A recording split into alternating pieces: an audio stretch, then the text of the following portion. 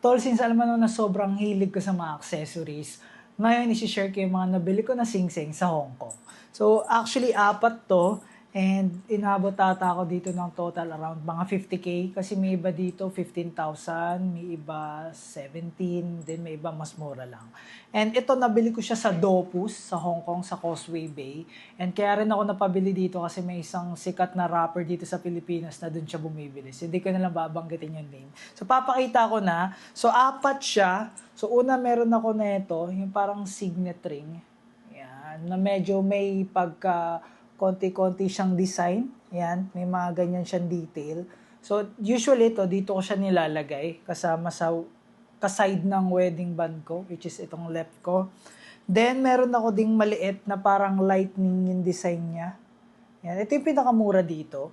And dito ko siya nilalagay sa pinky ring ko sa right hand. And, ito pa yung isa na, ito actually hindi ko din dapat to bibilin, but sobrang ganda din talaga niya. And sumikat to dahil sa ata sa isang Japanese na palabas. Suot to doon ng bida doon. So para siyang gangster na teenager. Di ko alam yung name, but maangas kasi siya. So ito is from Japan na design yung gumagawa. I think Bill Design yung name. Then dinidistribute ng Dopus sa Causeway Bay or sa Hong Kong. Yan. So dito ko naman yan siya nilalagay. Yan, sa aking hintuturo.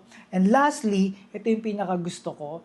Actually kasi gusto ko talaga bumili sa Chrome Hearts. Kaso nga lang, nung nalaman ko na sobrang pricey, at the same time silver lang naman, naghanap na lang ako ng similar design, which is dito ko nakita sa Dopus. And eto, hindi siya exact na design, but ito yung mga fleur-de-lis or fleur-de-lis, hindi ko alam yung name.